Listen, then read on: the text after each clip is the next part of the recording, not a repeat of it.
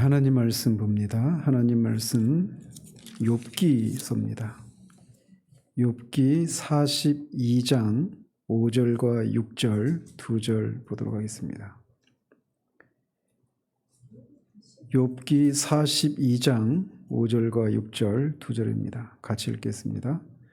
내가 주께 대하여 귀로 듣기만 하였사오나 이제는 눈으로 주를 배움나이다. 그러므로 내가 스스로 거두어 드리고 티끌과 제 가운데에서 회개하나이다. 아멘. 지난주는 한 주 건너뛰었는데 그 전주에 그리스도의 십자가와 우리가 겪는 다양한 종류의 고난과는 어떤 관계가 있는지, 또는 우리가 겪는 고난의 의미가 무엇인지 등에 대해서 우리가 살피는 중에 지지난주에는 그리스도의 십자가는 우리가 누군가를 섬기는 데 있어서 주님과 같은 고난이 따른다라고 하는 것을 보여준다. 그러니까 그리스도의 십자가는 우리가 누군가를 섬기는 과정 가운데서 주님이 받으셨던 그런 종류의 고난을 받는다라고 하는 것을 말해준다라고 말씀을 드렸고, 또 하나는 주님이 그 십자가의 고난을 참으신 것은 그 고난 후에 있을 영광을 바라보면서 그 영광을 참으신 것처럼 우리에게 주어지는 고난 역시 그런 성격을 가진다라고 하는 사실을 말씀드렸습니다. 그래서 이 그리스도의 십자가라고 하는 이 시리즈 안에서 이제 고난과 영광이라고 하는 소주제로 들어와서 이제 고난의 의미, 그리스도의 십자가와 고난의 의미들에 대해서 우리가 겪는 고난과의 관계들에 대해서 우리가 살피는 중에 이것이 6가지로 그 관계성을 설명할 수 있다고 말씀드리면서 지지난주까지 해서 4가지를 살핀 셈입니다. 그래서 오늘은 5번째와 6번째를 살피고 이 소주제를 마치고 다음 주 한 주 하면 이제 그리스도 십자가 이 시리즈가 다 끝날 것 같습니다. 자, 그래서 오늘 이제 이 우리가 겪는 고난과 그리스도의 십자가는 어떤 관계가 있는가? 이 5번째 이 설명은 그리스도의 십자가는 합리적인 신앙의 기초가 된다라는 사실입니다. 우리가 고난을 겪을 때 그 고난이 육체적인 것이든 아니면 정서적인 정신적인 것이든 간에 고난은 우리의 믿음을 심하게 테스트를 합니다. 고난을 당할 때 우리의 믿음이 어떠한지가 실제로 드러나는 거예요. 삶이 평탄할 때는 우리가 어떤 사람인지, 우리 안에 뭐가 있는지 그걸 잘 모릅니다. 그러나 고난이 우리 가운데 닥칠 때 우리는 그 고난이 우리의 믿음을 아주 심하게 흔드는 것을, 테스트하는 것을 보게 됩니다. 그래서 그런 고난이 우리를 압도할 때 그런 속에서도 하나님을 계속해서 신뢰하는 것이 과연 합리적인가? 이 질문에 대한 가장 좋은 대답은 바로 우리가 오늘 읽은 욥기에 나와 있습니다. 이것은 우리가 신앙생활을 하면서 수없이 많이 겪는 그런 믿음의 시련 중에 하나입니다. 예수님을 믿고 구원을 받고 주님의 뒤를 따르는 그런 길을 들어섰을 때 우리는 다양한 종류의 시험과 고난을 겪어요. 그러면서 어떤 고난이 우리 가운데 닥칠 때 정말 내가 이 주님을 섬기는 이 삶을 계속하는 게 맞나? 라고 하는 깊은 그런 회의에 빠질 때가 있습니다. 바로 그런 신앙의 위기를 만난 인물이 있다면 바로 오늘 읽었던 욥기예요. 그래서 욥기에서 전체적으로 다루고 있는 그 전체적인 것들을 이렇게 인물들 중심으로만 몇 가지를 살펴보면 이렇습니다. 욥기는 욥에 대해서 그가 온전하고 정직하여 하나님을 경외하며 악에서 떠난 자다라고 소개하면서 욥기가 시작을 합니다. 그런데 이 하나님의 회의라고 불리는 거기에 사탄이 와서 이제 하나님이 사탄에게 욥의 이러함을 자랑하니까 사탄이 욥에게 하나님이 뭔가를 주시니까 하나님을 이렇게 섬기는 것이지 그것들 다 뺏어가면 그가 금방 하나님을 섬기는 길에서 떠날 것이다. 이렇게 얘기를 하죠. 그렇게 해서 이제 욥에게 이제 시련이 닥치기 시작하는 것입니다. 그래서 그는 많은 재산들을 잃어버리고 아들, 딸들도 잃어버리고 또 종들도 그리고 마침내는 건강까지 잃어버리게 됩니다. 이걸 우리가 책으로 읽어서 그렇지 이거를 실제로 우리가 겪는 일이라고 생각을 해보면 욥이 겪었던 이 고난은 정말 걷잡을 수 없이 큰 그를 완전히 압도해버리는 그런 시험이라고 할 수가 있습니다. 그의 자식들이 잇따라 죽고 재산도 다 잃어버리고 건강까지 잃어버리는 욥이 겪었던 그런 고난 중에 하나만이라도 우리가 겪었다라면 어떻게 하나님이 나한테 이루실 수 있습니까? 라고 하면서 우리의 신앙을 다 포기해버릴 수 있는 그런 그런 고난이었던 거죠.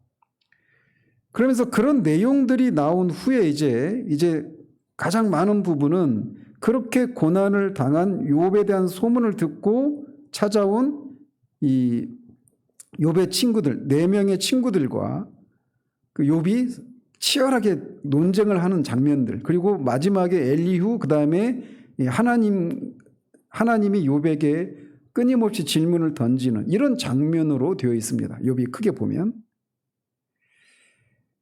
그런데 이 고난을 대하는, 이 고난을 겪는 또는 고난을 겪고 있는 욥을 바라보는 욥과 욥의 친구들, 그리고 그 고난을 허락하신 하나님이 보실 때 또 이제 어떤 객관자적인 그런 입장에 있는 엘리후가 바라보는 고난의 의미, 이런 것들이 자아를 중심으로 해서 서로 다른 그런 관점을 가지고 있다라고 하는 것을 우리가 욥기에서 읽을 수가 있습니다.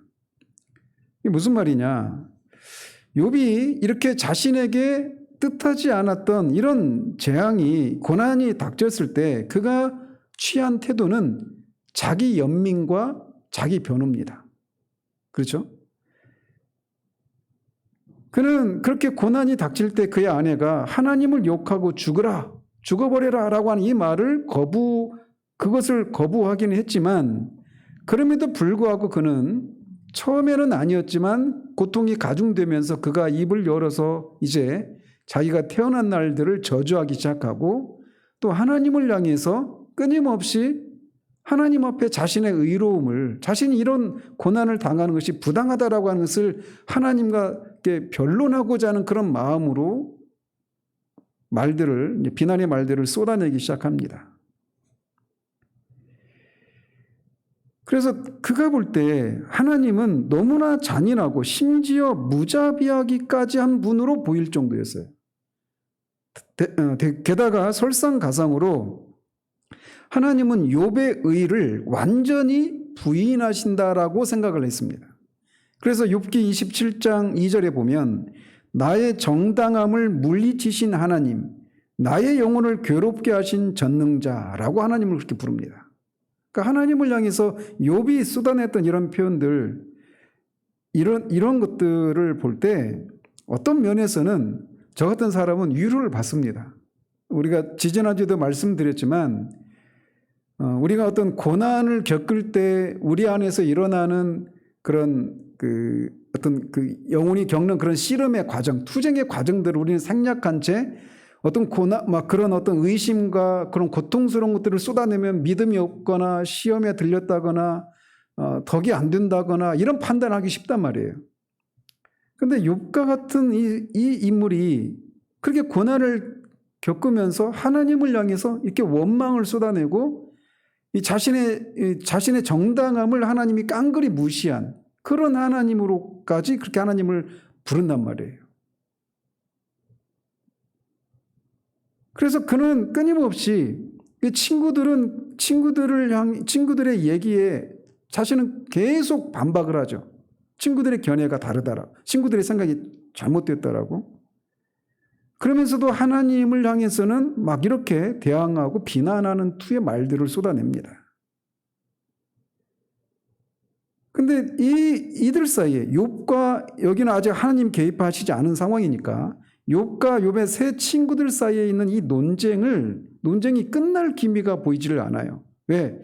이 욥과 욥의 세 친구들의 견해가 서로 완전히 다른 그런 상황이고, 고난을 바라보는 그들의 시각의 차이가 너무 현격하기 때문에 그렇습니다. 그래서 욥은 그들 사이에서 중재할 중보자가 있다면 좋겠다라고 하는 생각을 하고, 그 자신이 하나님을 찾아서 하나님께 비난을 막 퍼붓기 위해서 하나님을 찾을 수만 있으면 좋겠다라고 그렇게 막 호소를 합니다. 그러면서 그는 자신의 결백함을 열렬히 주장했고 언젠가는 그의 정당함이 입증될 것이라고 확신을 합니다. 그런데 어쨌든 욥이 이 고난을 당하는 욥의 이 태도는 자아를 중심으로 해서 평가를 하자라면 자기 연민과 자기 주장, 이런 이 두 가지 단어로 설명을 할 수가 있어요. 이와 대조적으로 욥의 친구들이 권한 태도는 자책이라고 하는 말로 요약할 수가 있습니다.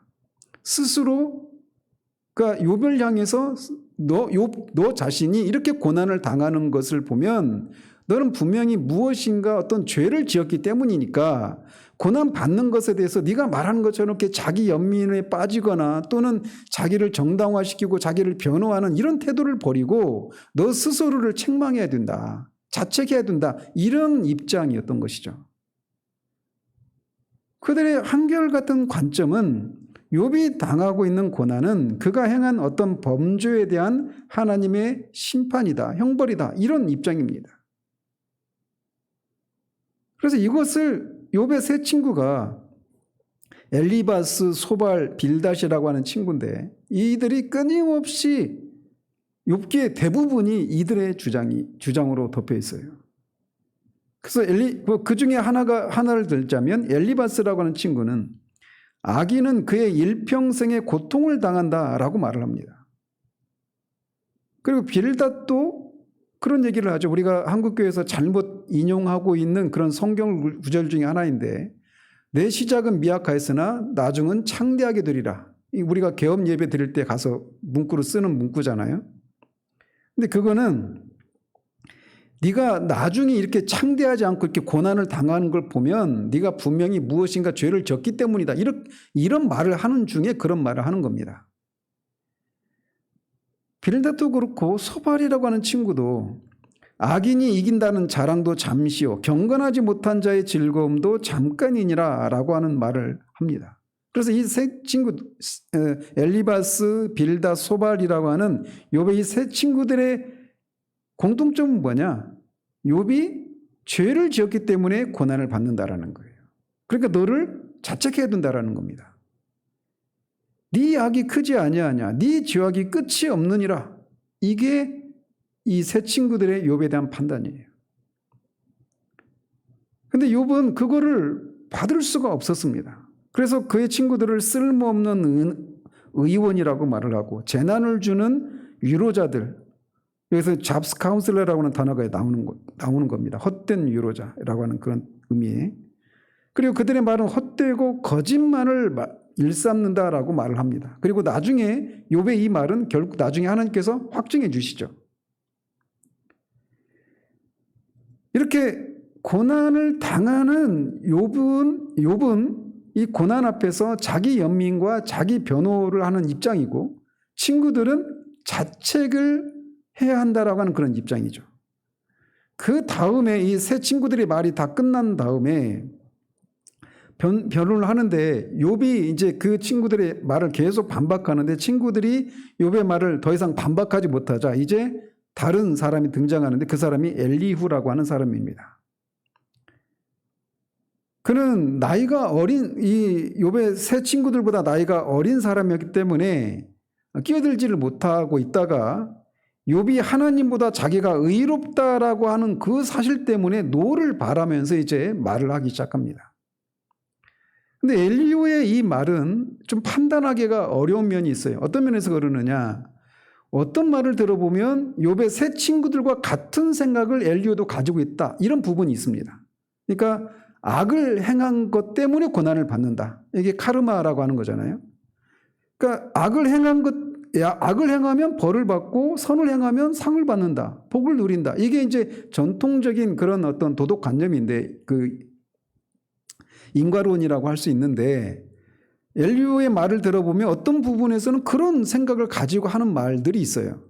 그런데 전체적으로 보면 엘리후의 말은 그 새 친구와는 다른 부분이 있는데 이 고난을 대하는, 고난을 바라보는 이 엘리후의 이 시각은 고난은 자기 단련의 수단이다. 이런 입장을 가지고 그 말을 하고 있다라고 하는 것을 우리가 엿볼 수가 있습니다.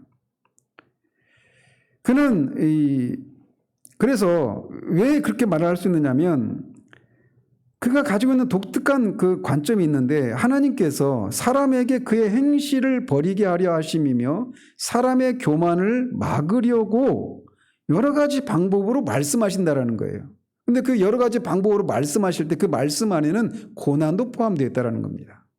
그러니까 욥이 그렇게 고난을 당하는 것은 하나님께서 욥에게 그의 의를, 자기 의를 버리게 하려고, 그의 행실을 버리게 하려고 말씀하시기 위해서 고난을 허락하셨다. 이런 입장을 가지고 있는 거예요, 엘리후는.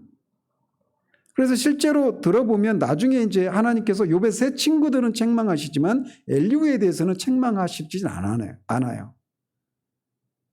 그래서 하나님은 사람으로 하여금 교훈을 듣게 하도록 사람을 만드셨고 학대당할 즈음에 그 귀를 여신다라고 하는 그런 말을 합니다. 그러니까 엘리후는 고난을 바라보는 입장이 자기 단련이라고 하는 그런 입장으로 그 고난을 바라보고 있는 거예요. 그리고 이제 엘리후의 말이 다 끝나자 이제 마침내 여호와께서 나타나셔서 말씀하시기 시작하십니다. 그리고 그 여호와 하나님의 말씀, 사실은 말씀이라기보다는 수없이 쏟아내는 질문이죠. 욥이 대답할 수 없는 질문들. 그 질문들 앞에서 욥의 반응, 오늘 우리가 읽었던 본문에서 보는 것처럼 이 자아라고 하는 관점을 가지고 욥의 그 태도를 우리가 규정을 하자라면 자기 포기입니다. 그러니까 처음에는 자기 고난 앞에서 자기 연민과 자기 변호를 하던 욥이 이제 하나님의 이 질문 앞에서 자기를 포기하는 그런 모습으로 발전해가는 것을 볼 수 있어요. 그래서 하나님은 욥의 새 친구가 비난한 것에 결코 동조하지 않으십니다. 그리고 욥이 자기 결백을 주장한 것에 대해서도 그 자체에 대해서는 하나님도 책망하시지 않으십니다. 하나님은 욥의 불평을 진지하게 들으시고 그에 따라서 응답을 하십니다. 그렇지만 욥은 자신이 지식 없는 말을 했다라고 하나님 앞에 고백을 해요. 왜냐하면 하나님을 바로잡는 것은 말할 것도 없고 그를 비난하고 책망하는 것이 결코 옳지 않기 때문에 자기가 지식 없는 말을 했다라고 하나님께 고백하며 자기 죄를 회개합니다. 하나님은 욥에게 네가 내 공의를 부인하려느냐, 내 의를 세우고 나를 악하다 하겠느냐라고 물으십니다. 그런 질문들 앞에 욥은 오늘 본문에서 말하고 있는 것처럼 내가 주께 대하여 귀로 듣기만 하였사오나 이제는 눈으로 주를 배움나이다. 그러므로 내가 스스로 거두어드리고 티끌과 제 가운데에서 회개하나이다 라고 고백합니다. 그래서 말씀드린 것처럼 전에는 그가 고난이 시작될 당시에는 자기를 변호하고 자기를 불쌍히 여기고 자기 주장을 했었는데 자기 주장을 하면서 하나님을 비난했습니다. 그런데 이제는 스스로를 제한하고 하나님을 경배합니다. 근데 그렇게 하게 된 게 뭐냐면 내가 말로만 들었는데 이제 하나님을 본다라고 말하고 있단 말이에요. 그러니까 하나님을 본 것 때문에 그가 자기 연민과 자기 주장에서 자기를 포기하는 대로 진보를 해나간단 말이에요. 그렇다면 욥이 본 것은 무엇이었을까요? 그것은 욥이 창조 세계를 새롭게 보도록 초대받았고 그 창조 세계를 새롭게 보는 것을 통해서 창조주의 영광을 얼핏 보게 된 것입니다. 그래서 하나님은 그가 답할 수 없는 무수한 질문들을 퍼부으십니다. 땅과 바다가 만들어질 때 너 어디 있었느냐? 네가 그걸 봤느냐? 하늘에 있는 그 달과 별들 이런 천체들이 하늘에 매달려 있는 것이 어떻게 가능한지 네가 아느냐? 이런 천체와 관련해서도 그런 질문들을 쏟아내십니다. 별들이 서로 거리를 유지하고 서로 뭉치지 않고 그렇게 있을 수 있는 게 어떻게 가능하지 않으냐? 그 기초를 놓았을 때 네가 어디 있었느냐? 이런 질문들을 막 쏟아내시죠. 그리고 눈과 폭우와 별을 네가 마음대로 조절할 수 있느냐? 그리고 무수히 등장하는 동물들, 사자와 사냥과 들나귀와 들소와 타조와 말, 매와 독수리, 이런 것들이 언제 새끼를 낳고 며칠 동안 새끼를 낳고 또 그들의 그런 생활 양상들, 생활 양태들에 대해서 그런 짐승들이 그렇게, 동물들이 그렇게 살 수 있도록 그렇게 하는 이유가 뭐냐라고 하는 그런 질문들을 쏟아냅니다. 이런 것들의 그 모든 것들 네가 전문적인 지식을 갖고 있느냐? 당연히 가지고 있지 않죠. 하마와 악어의 힘이 얼마나 센지, 그리고 그것을 네가 조정할 수 있느냐? 이런 질문들 앞에 한마디도 할 수가 없었습니다. 그래서 하나님이 욥에게 주신 것은 이런 자연의 경이로움에 대해서 포괄적인 그런 소개를 해주신 것을 통해 그런 것들을 소개해 주시면서 그것들을 만드시고 운행하시고 섭리하시는 하나님의 창조적인 권능을 계시해 주신 것입니다. 사람이 언제 우리의 입을 닫게 두느냐? 우리가 감당할 수 없는 그런 존재와 어떤 사실 앞에서 비로소 잠잠해지는 것이죠. 욥은 그런 하나님의 창조 세계의 그 신비와 그런 것들을 다스리시는 하나님의 권능을 하나님으로부터 그런 질문의 형식을 통해 계시받은 후에 그는 잠잠해집니다. 그는 계속되는 그런 자식들을 잃어버리고 그런 고난과 고통 속에서 이제 하나님을 비난하는 것을 멈추고 자기의 정당함을 입증하겠다라고 하는 그런 태도를 멈추고 반대로 이제 자신을 낮추고 자신이 반항한 것을 회개하고 하나님을 다시 신뢰하게 되었습니다. 욥에게 있어서 이 창조 세계와 그 창조 세계를 창조하시고 그것들을 섭리하시고 운행하시는 하나님의 지혜와 권능을 계시하신 하나님을 믿는 것은 온당한 것이었습니다. 그것은 합리적인 것이었어요. 욥이 하나님을 믿는 것은 그냥 불합리한 것이 아니에요. 욥의 아내처럼 하나님을 저주하고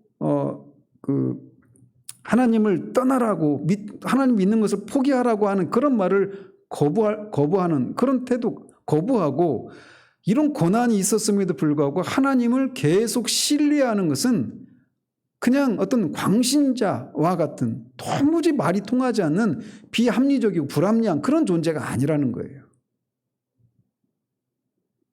욥이 창조자 하나님을 여전히 이런 고난이 있었음에도 불구하고 여전히 하나님을 신뢰하는 것은 합리적인 것이고 온당한 그런 모습인 것입니다.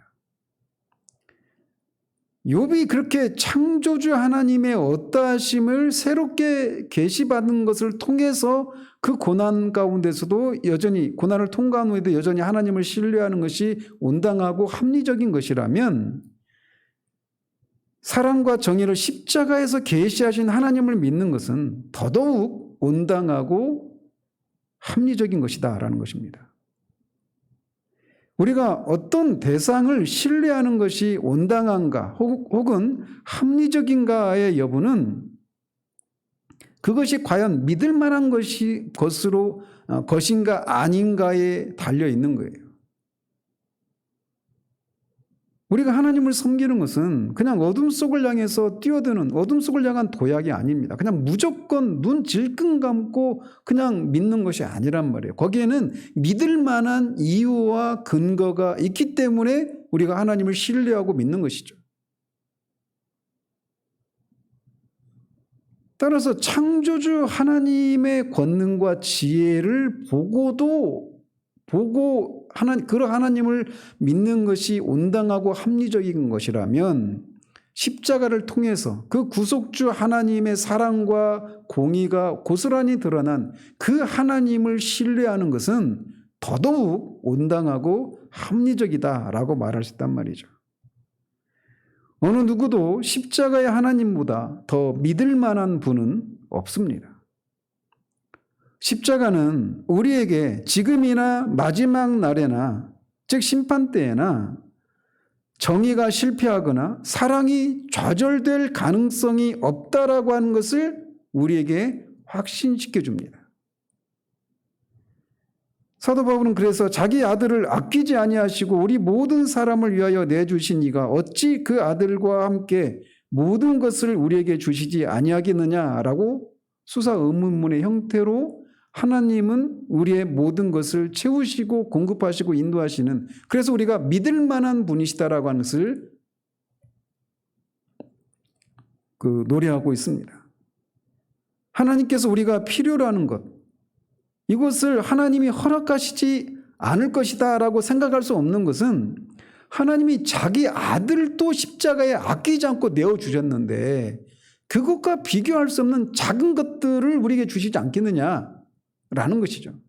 그러니까 우리가 필요로 하는 것들을 하나님 우리에게 공급하시고 채우신다라고 하는 것을 우리가 어떤 상황 가운데서도 믿고 있는 것은 온당하고 합리적인 것이라는 거예요. 왜?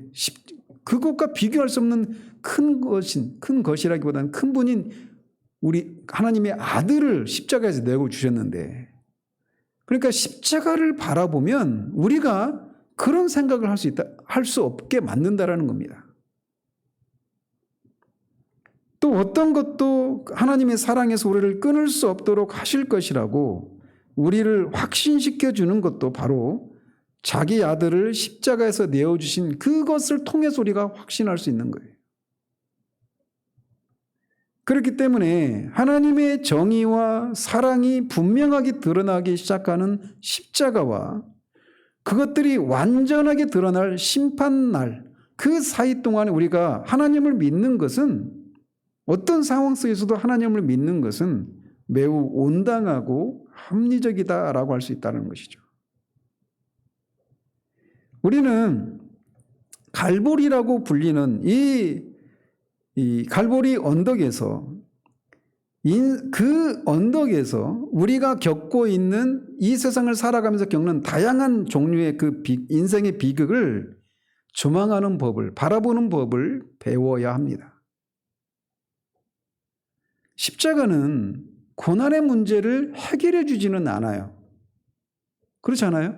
십자가를 통해 나타난 하나님을 우리가 신뢰함으로 그 고난을 인내하고 그거를 우리가 더 성숙한 거룩함을 이루어가는데 그렇게 용이하게 우리에게 작용할 수도 있고, 또 우리가 누군가를 섬기는 과정 가운데서 겪는 그 고난을 기쁨으로 받아서 계속해서 섬김의 길을 갈 수 있게 만들어주고, 장차 우리가 누리게 될 그 영광의 소망을 바라보면서 세상의 어떤 것을 알고 그 고난이 경하게 느껴지게 만들어줄 수는 있지만 고난 자체를 해결해 주지는 않는단 말이에요, 십자가가. 그렇지만 십자가는 고난을 바라보는데 필수 불가결한 그런 관점을 우리에게 제공해 주는 겁니다. 하나님께서는 십자가라고 하는 역사적인 사건 속에서 그분의 거룩한 사랑과 사랑에 찬 정의를 보여주셨기 때문에 거기에서 그렇게 십자가에서 사랑과 공의라고 하는 것을, 공의 하나님이시라고 하는 것을 보여주셨고, 그것을 행한 것은 결국 우리를 향한 하나님의 사랑 때문이었다라고 하는 것을 우리가 기억할 수 있다라면, 그리고 그 십자가는 하나님이 정말 공의로운 분이셔서 죄를 반드시 심판하시고 불의에 대해서 반드시 그 대가를 치르도록 하시는 그런 분이라고 하는 것을 우리가 안다라면, 우리가 개인적으로든지 아니면 세상 속에서 일어나는 그런 어떤 다른 역사적인 사건도, 그 어떤 사건도 하나님을 믿는 신앙을 허물어 버릴 수 없다라는 겁니다. 그렇기 때문에 우리 주님이 이렇게 십자가에서 이렇게 그분의 거룩하심과 거룩한 사랑과 이 공의를 드러내신 분이시기 때문에 요한계시록에서 말하고 있는 것처럼 죽었다가 다시 살아난 어린 양만이 이 세상의 역사가 진행되는 그 두루마리에 봉해진 그 인을 떼실 수 있는 유일한 분이라고 할 수가 있는 것입니다. 이렇게 고난이라고 하는 것은 그리스도의 십자가의 고난은 우리가 겪는 고난 가운데서도 우리가 여전히 하나님을 신뢰할 수 있게 만드는 그런 우리의 신앙의 그런 합리적인 신앙의 기초가 된다라고 할 수 있단 말이죠. 자, 그리고 마지막으로 그리스도의 고난과 우리의 그 고난과의 연계성을 살펴보는 또 다른 방법이 있는데 그게 뭐냐? 그것은 그리스도의 십자가는 하나님의 연대적인 사랑의 증거다라는 겁니다. 즉 다른 말로 이게 무슨 말이냐? 우리의 고통 가운데 우리가 고통받을 때 하나님이 개인적이고 사랑에 찬 그런 연대감을 갖는 증거가 바로 십자가라는 거예요. 우리가 고난을 겪을 때 가장 고통스러운 것은 고난 그 자체도 고통스럽고 힘든 것이지만 그보다 더 고통스러운 것은 하나님께 버림받은 것처럼 보이는 것입니다. 고통은 참을 수 있습니다. 그렇지만 하나님이 무관심한 것처럼 보이는 것은 고통을 가중시키고 더 이상 그 고통을 견딜 수 없게 만드는 그런 것이란 말이죠. 우리가 고난받을 때, 고통을 받을 때 우리 안에 끊임없이 일어나는 질문. 내가 고난받을 때 하나님은 어디에 계십니까? 필립 얀시의 책 중에도 그런 책이 있습니다. 내가 고통받을 때 하나님은 어디에 계십니까? 왜 그런 생각을 하느냐? 하나님이 나를 버리신 것 같고 내가 겪고 있는 이 고난에 아무런 응답도 없고 그런 생각이 밀려오기 때문에 그런 얘기를 하는 것이죠. 그리고 마치 하나님이 그냥 우리가 고난받는 것을 즐기라도 하는 것처럼 보인다라고까지 말하는 사람들도 있어요. 그래서 필립 얀시가 아까 제가 말씀드린 내가 고통받을 때 하나님은 어디 계십니까? 라고 하는 책 속에서 그런 얘기를 합니다. 만일 하나님이 정말로 어떻게든 세상의 모든 고난과 결부되어 있는 그 담당자라면 왜 그는 그렇게 변덕스럽고 불공평한가? 그는 우리가 몸부림치는 것을 지켜보며 기쁨을 느끼는 우주적 세디스트인가? 굉장한 그런 질문을 던지죠. 근데 사람들이 그런 얘기를 한단 말이에요. 근데 방금 읽어드렸던 욥기에서도 욥도 이런 비슷한 말을 합니다. 9장 23절에 보면 하나님이 무죄한 자의 고난을 비웃으리리라. 욥이 자신은 무죄한 자인데 이 고난을 겪는 것을 하나님이 비웃고 계신 것 같은 그런 생각을 한 거예요. 왜? 지금 혼자서 그런 고난을 겪고 있다고 생각하니까 그런 겁니다. 하나님에 대해서 이런 생각을 하는 것은 십자가를 산산조각으로 부서뜨리는 것입니다. 우리는 하나님이 안락은재 의자에 앉아서 고통받는 사람들의 그 모습을 보면서 고통을 즐기는 그런 어떤 우주적인 세디스트와 같은 그런 분으로 생각해서는 안 됩니다. 하나님을 생각할 때 우리는 십자가상에 있는 것을 상상해야 합니다. 우리로 하여금 이런저런 고난을 받도록 허용하시는 하나님 자신이 이전에 그리스도 안에서 고난 받으셨고 오늘날에도 우리와 함께 우리를 위해서 계속해서 고난 받으십니다. 십자가는 단번에 이루어진 그런 역사적인 사건이죠. 그래서 그 안에서 하나님은 그분의 사랑과 공의로 인해서 우리의 죄를 지고 우리가 죽을 죽음을 대신 죽으셨기 때문에 우리는 그것이 하나님의 마음속에서 영원히 죄를 담당하시는 것을 표현하고 있다고 생각해야 합니다. 그런데 그냥 십자가에서 한 번 그렇게 하신 것이 아니라 이 하나님의 거룩한 사랑이 그 사랑을 요구하는 그런 것을 필요로 하는 그 모든 상황 가운데서 계속해서 우리와 함께 고난받는다라고 하는 것을 우리가 알아야 한다라는 거예요. 자, 그런데 즉 우리가 고난을 당할 때 하나님이 우리와 그 고난을 함께 하신다. 하나님이 우리가 겪는 고통을 하나님이 고통을 겪으시면서 그 고통을 우리와 함께 하신다. 라고 하는 그런 의미가 있다라는 거예요. 그런데 우리가 한 가지 질문이 있는데 그게 뭐냐? 하나님이 고통을 당하신다라고 하는 것이 타당한가라는 겁니다. 여러분들은 그냥 당연히 하나님이 고통을 느끼시겠지 이렇게 생각하실지 모르겠지만 제가 웨스트민스터 신앙 고백서를 하면서도 말씀드렸지만 하나님의 성품 중에 하나님의 무감동성 혹은 무감각성이라고 하는 성품이 있습니다. 즉 한마디로 말을 하면 하나님은 고통을 느끼지 않는 분이시다라는 것이 하나님의 무감각성, 감동성이라고 하는 성품이에요. 그래서 하나님은 감정이 전혀 없고 고통을 느낄 수 없는 그런 분이다라고 하는 것이죠. 이게 황당한 것이 아니라 신학적인 근거가 있습니다. 왜 그렇게 하나님은 어떤 상황 가운데 고통을 느끼지 않고 감정이 없어서 고통을 느끼지 않는 무감각하시고 무감동적인 그런 하나님이시다라고 말을 하느냐. 그 두 가지 사실에 근거하고 있어요. 하나는 뭐냐면 하나님이 완전하신 분이라고 하는 사실입니다. 그리고 또 하나는 하나님이 불변하시는 분이라고 하는 성품 때문에 그런 얘기를 하는 거예요. 그리고 다분히 이런 생각들은 이 아리스토텔레스적인 그런 생각에 뿌리를 두고 있습니다. 그래서 우리는 하나님이 완전하시고 하나님이 불변하신다라고 하는 것은 엄연한 진리이지 않습니까? 그래서 하나님이 완전하시기 때문에 어떤 것도 그분에게서 뭔가를 덧붙이거나 하나님이 덧붙여질 필요도 없고 또 하나님께서 무엇인가를 제어하실 수도 없어요. 완전하시니까.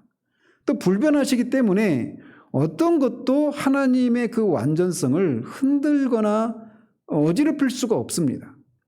그래서 하나님의 완전성과 하나님의 불변성이라고 하는 성품 때문에 하나님은 외부적인 어떤 요인 때문에 그 하나님의 어떤 중심이 흔들리거나 또 내부적인 어떤 요인 때문에 그렇게 하나님의 어떤 그 마음이 어지럽혀지는 그런 일들은 있을 수가 없다. 이게 하나님의 무감동성 또는 하나님의 그 무감동적인 또는 무감각성을 주장하는 신학적인 근거예요. 우리는 그리고 이런 취지에서는 이것을 우리가 바르게 주장을 해야 되죠. 그런데 이제 그럼에도 불구하고 성경에 보면 하나님이 감정이 있는 분으로 보여지는 표현들이 많이 나오지 않습니까? 그죠? 그래서 예를 들면 창세기에서부터 나옵니다. 하나님이 사람 지으심을 한탄하셨다. 마음에 근심하셨다. 슬퍼하셨다. 진노하셨다. 이런 것들은 다 하나님이 감정이 있으시고 외부의 어떤 사람들의 어떤 행동에 의해서 영향을 받으신다라고 하는 것을 말해주는 그런 표현처럼 보여요. 아마도 제 개인적으로 하나님의 백성들을 향한 하나님의 마음을 가장 격렬하게 묘사하고 있는 성경이 있다면 호세아서일 거예요. 호세아 11장 8절에 보면 에브라임이여 내가 어찌 너를 놓겠느냐 이스라엘이여 내가 어찌 너를 버리겠느냐 내가 어찌 너를 아드마같이 놓겠느냐 어찌 너를 스보임같이 두겠느냐 내 마음이 내 속에서 돌이켜 나의 긍휼이 온전히 불붙듯하도다 라고 말합니다. 그래서 패역한 이스라엘 백성들을 향해서 하나님이 막 불붙는 긍휼과 사랑이 막 불타오른다라고 이런 식으로 표현하고 있어요. 그리고 그 앞에서는 이스라엘아 내가 어찌하면 내가 어떻게 하랴 에브라임아 내가 어떻게 하랴 라고 하면서 마치 이스라엘 백성들을 향해서 하나님이 애걸하시는 듯한 그런 말씀도 하신단 말이죠.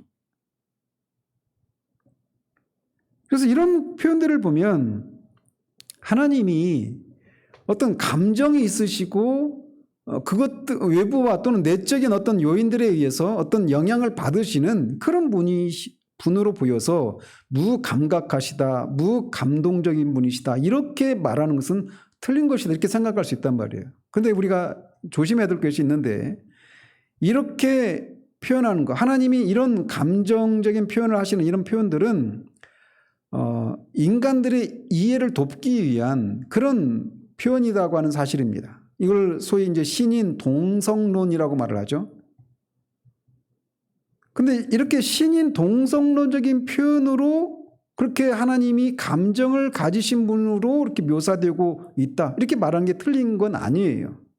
그러나 동시에 그래서 하나님이 느끼는 그런 감정 이것이 오롯이 인간들의 그것과 같은 것으로 이해해서는 안 돼요. 그것을 주의해야 합니다. 그러나 동시에 그 하나님의 감정이 인간적인 것이 아니라고 인정하는 것이 하나님에게 감정이 아예 없다 이렇게 말하는 것은 아닐 수 있다는 겁니다. 물론 이것에 대해서 여전히 신학자들 사이에 많은 논쟁이 있어요.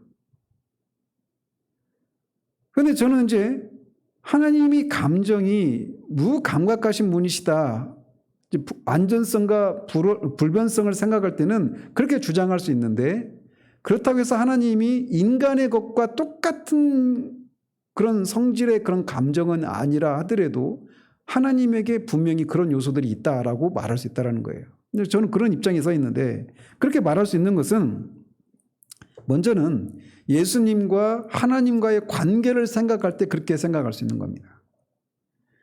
예수님은 모든 면에서 보이지 않는 하나님을 나타내신 분이십니다.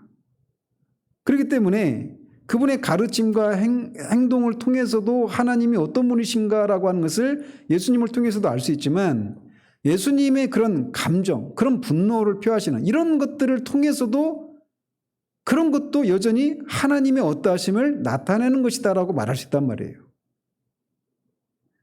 그래서 예수님도 복음서에 보면 우리 주님이 다양한 상황 가운데서 자기 감정을 드러내는 장면들을 우리는 어렵지 않게 발견합니다. 나사렛 무덤에서 눈물을 흘리시면서 우신다거나 또는 뭐 슬퍼하신다거나 분노하신다거나 화를 내시기도 하시는 이런 장면들을 봅니다. 그래서 히브리서 기자는 우리 주님이 우리의 연약함을 체휼하신다, 즉 긍휼히 여기신다 이렇게 말을 하고 있어요. 왜? 우리와 같이 이 땅에서 사신 적이 있으시기 때문에. 따라서 우리 주님에 대한 이런 감정과 고난에 대한 묘사들이 단지 그냥 우리의 이해를 돕기 위한 어떤 신인 동성론적인 그런 표현이 아니라 진짜 그런 감정을 드러낸 것이었던 것처럼 그런 주님이 계시하시는 하나님도 그러하시다 이렇게 우리가 추론할 수 있다는 거죠. 자, 이렇게 예수님, 하나님을 온전히 계시하시는 예수님을 볼 때 하나님에게도 그런 감정, 오롯이 인간의 것과 똑같은 것은 아니라 하더라도 그런 감정적인 요소들이 있다라고 말할 수 있다는 거예요. 두 번째 근거를 대자면 사랑하는 사람을 위해서 큰 희생을 치르지 않는 사랑이 어떤 의미가 있을 수 있는가라고 하는 이런 질문을 생각할 때도 그렇습니다. 사랑의 특징은 본질적으로 자기를 누군가에게 주는 겁니다. 그렇기 때문에 사랑이 그런 것이기 때문에 본질 불가피하게 사랑을 하면 고통의 상처를 받기 쉬워요. 왜냐? 그 사랑을 받는 사람으로 또 거부당하거나 모욕당할 가능성이 있기 때문에 그렇습니다. 근데 성경은 하나님이 사랑이시다라고 말을 한단 말이에요. 그래서 사랑은 기본적으로 자기를 내어주는 건데 그것이 거부당하고 모욕당할 가능성이 있다는 것이죠. 그렇기 때문에 이 사랑의 특징을 생각할 때도 하나님에게 그런 상처를 받을 수 있는 그런 감정적인 요소가 있을 수 있다 이렇게 말을 할 수 있다는 것입니다. 즉 하나님은 고통을 받으신다. 또 그 고통 가운데서 고난받는 자와 함께 하신다라는 겁니다. 성경에 하나님께서 그리스도 안에서 그의 백성들과 함께 여전히 고난받으신다라고 하는 그런 신뢰들이 여러 존재합니다. 이를테면 출애굽기 2장 24절에 이스라엘이 애굽에서 노예 생활하면서 고통 가운데 있을 때 하나님이 그들의 고통 소리를 들으셨다라고 말하고 있어요. 근데 고통 소리를 들으셨다라고만 출애굽기에서는 말하는데 이사야서에 가면 그들의 모든 환난에 동참하셨다라고 말하고 있어요. 또 예수님도 사울이 교회를 핍박할 때 왜 교회를 핍박하나 이렇게 묻지 않으시고 왜 네가 나를 핍박하느냐라고 말씀하셔요. 그러니까 교회의 고통을, 그 핍박으로 인한 고통을 자신의 것으로 그렇게 여기시는 것이죠. 뿐만 아니라 마태복음 25장에서도 여러 가지 고통 가운데 있는 사람들, 나그네들, 헐벗은 사람들, 굶주린 사람들, 감옥에 있는 사람들, 병든 사람들, 이런 사람들을 찾아가는 것이 곧 나를 향해서 한 것이라고 말씀하셔서 그런 고통 가운데 있는 그 사람들의 고통을 예수님이 함께 하신다라고 하는 것을 말해주고 있는 겁니다. 즉 이런 사실들을 통해서 우리가 알 수 있는 것은 뭐냐? 하나님은 우리가 절간에 가면 그 세워져 있는 그런 부처처럼 다리를 꼬고 팔짱을 끼고 눈을 감고 입가에는 보일락 말락한 그런 미소를 머금고 얼굴에는 희미한 표정을 짓고 그런 세상의 고뇌로부터 멀리 떨어져 계시는 그런 분이 아니라는 사실입니다. 오히려 하나님은 십자가상에서 외롭고 일그러지고 고문당하고 손과 발에는 못이 박히고 등은 찢기고 손발은 비틀리고 이마에서는 가시에 찔린 자국에서 피가 흐르고 입은 마르고 견딜 수 없이 목이 마른 채 하나님께 버림받아서 흑암 가운데 빠져 계셨던 분입니다. 즉 하나님은 자신이 고통으로부터 면제되는 것을 포기하지 않으시고 오히려 혈과 육과 눈물과 죽음으로 된 우리의 세상에 들어오셔서 방금 언급한 그런 고난을 우리를 위해 받으신 분이십니다. 우리가 겪고 있는 고난은 이 십자가의 고난에 비추어 볼 때 다루기 쉽습니다. 그렇다고 해서 어떤 투쟁의 과정이 없이 쉽게 어떤 결론에 도달한다는 얘기는 아니에요. 그럼에도 불구하고 십자가에서 우리를 위해서 고난을 받으신 주님은 지금도 우리와 함께 우리가 받는 고통에 함께 하시는 임마누엘의 하나님이십니다. 이것을 붙들 때 우리는 세상에 존재하는 그 다 언급할 수 없는 다양한 고통의 문제에 비로소 직면할 수 있게 되는 겁니다. 피터 포사이스라고 하는 신학자는 그리스도의 십자가는 우리가 사는 이 세상에서 하나님의 정당성을 나타내주는 유일한 수단이다라고 말을 합니다. 이게 뭘 의미하는지를 이제 기나긴 침묵이라고 하는 촌극, 연극에서 그걸 잘 보여주고 있는데 기나긴 침묵이라고 하는 촌극이 시내로 이렇게 되어 있어요. 거기 보면 세상 종말에 수십억의 사람들이 하나님의 보좌 앞에 있는 거대한 평원에 뿔뿔이 흩어졌다. 대부분의 사람들은 그들 앞에 비치는 눈부신 빛으로부터 몸을 움츠렸다. 하지만 맨 앞부분 가까이에 있는 몇몇 집단은 격하게 이야기했다. 수치에 움츠러든 것이 아니라 호전적인 태도로 그렇게 있었다. 그러면서 그 천국에서 이렇게 그러니까 하나님의 심판, 세상 끝날에 있을 그 심판의 장면을 이렇게 묘사하는 거예요. 연극 속에서. 근데 대부분은 그 찬란한 빛 앞에 다 움츠러들고 있어요. 자신의 죄 때문에 말이죠. 그런데 그 일단의 무리들이 맨 앞에서 오히려 호전적인 태도를 가지고 그렇게 수군대는 일단의 무리들이 있다라는 것입니다. 그러면서 그들은 이렇게 수군댔다라는 거예요. 하나님이 우리를 심판할 수 있어? 그가 고난에 대해서 어떻게 안단 말이야? 피부가 거무스름한 건방진 젊은 여자가 눈에 불을 켰다. 그녀는 나치의 강제 수용소에서 문신으로 새겨진 번호를 보여주기 위해 옷소매를 잡아 뜯었다. 우리는 공포, 구타, 고문, 죽음을 참고 견뎠어. 그러니까 이게 지금 연극 대사처럼 읽어야 되는데 제가 이제 여기서는 그렇게 못하고 있는데, 그러니까 이제 아우슈비츠 그 수용소나 이런 데에서 유대인 그 홀로코스트에서 살아남은 여인에 대한 얘기를 하는 거예요. 그렇게 공포와 구타와 고문과 죽음을 참고 견디는 그런 고난을 겪었는데 어떻게 하나님이 그 고난을 겪어보지도 않고 하늘에만 있었을 하나님이 어떻게 자신을 심판하게 할 수 있느냐, 심판할 자격이 있느냐 이렇게 막 항변한다는 것이죠. 또 다른 집단에서는 한 흑인 소년이 그의 옷깃을 내렸다. 이건 어때요? 그는 흉한 실 모양의 화상 자국을 보이면서 물었다. 린치를 당했어요. 아무 죄도 없이 다만 흑인이라는 이유만으로 말이에요. 막 부르짖는 겁니다. 또 다른 무리에서는 우울한 눈빛에 임신한 여학생이 있었다. 왜 내가 고통을 받아야 해요? 그건 내 잘못이 아니에요. 그녀는 투덜거리며 중얼거렸다. 평원 건너편 저 멀리에는 그런 집단들이 수없이 많이 있었다. 각각은 하나님께 그가 이 세상에 허용한 악과 고난에 대해 불평을 했다. 하나님이 달콤함과 빛만 있는 곳, 눈물이나 두려움이 없고 배고픔이나 증오가 없는 하늘에서 살고 있는 것은 얼마나 행운인가. 도대체 하나님은 이 세상에서 인간들이 견뎌내야만 하는 모든 것에 대해 알고 있기나 할까? 하나님은 상당히 보호된 삶을 살고 계시니 말이야 라고 그들은 말했다. 그래서 그런 이 집단들이 각각 그들의 지도자들을 파견했는데 그들은 가장 많이 고난을 받았다는 이유로 뽑힌 사람들이었다. 그들은 한 명의 유대인, 한 명의 흑인, 히로시마에서 온 사람, 즉 원폭 피해자죠. 지독하게 불구가 된 관절염 환자, 탈리도마이드. 그러니까 이거는 이제 임신부가 먹는 그런 진정제와 수면제 일종이래요. 그것을 먹고 태어난 기형아 등이었다. 그런 사람들이 이제 하나님께 항변하기 위해서 오는 겁니다. 평온 한가운데서 그들은 서로의 의견을 들었다. 마침내 그들은 그들의 논의를 제출할 준비가 되었다. 그것은 다소 재치 있는 것이었다. 하나님이 그들의 심판관으로서의 자격을 부여받기 전에 그는 그들이 견뎠던 것을 견뎌야 했다. 즉 하나님도 이 사람들이 겪었던 것을 겪어야 한다는 것이죠. 그렇지 않고 어떻게 자신들을 심판할 수 있느냐라는 거예요.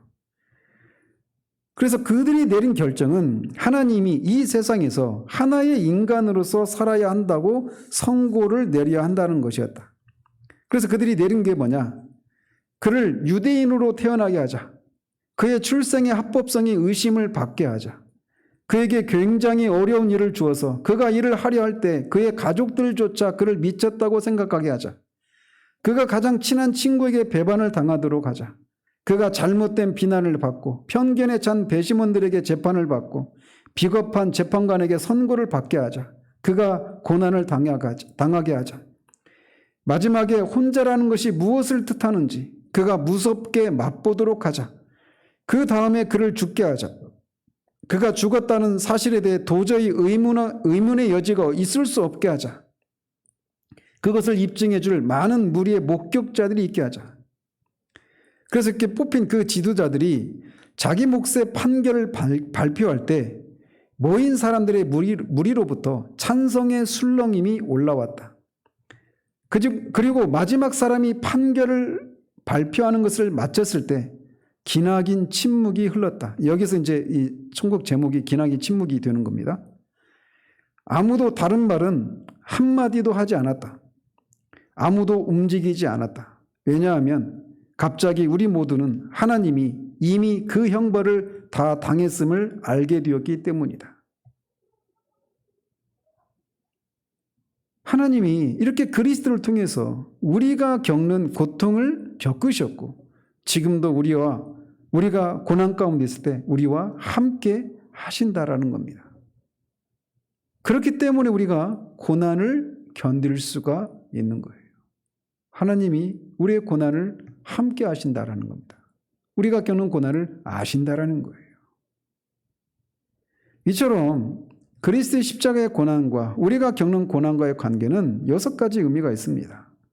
그것으로 하여금 우리가 겪는 모든 고난의 상황 가운데서 참을성이 있도록 우리의 인내를 고무시켜주고 성숙한 거룩함에 이르게 하고 고난의 섬김을 감당할 수 있도록 하고 영광의 소망을 바라보게 하고 합리적인 신앙의 기초가 되고 하나님이 우리와 함께 하신다라는 사실을 인해서 그 고난 가운데 고난이 우리에게 무의미하거나 아무런 그런 뜻하는 것이 않는 것이 아니라는 사실을 우리에게 말해준다라는 거예요.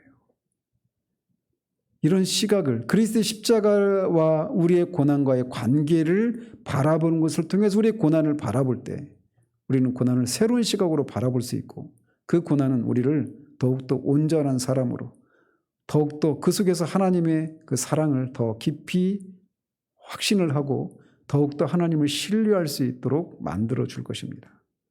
우리에게 고난이 그런 의미가 되어지기를 우리 주님 이름으로 축원드립니다. 기도하겠습니다. 하나님 아버지, 이 짧은 시간들을 통해서 고난의 의미, 십자가와 우리가 겪는 고난의 의미들을 우리가 세 차례에 걸쳐서 살폈습니다.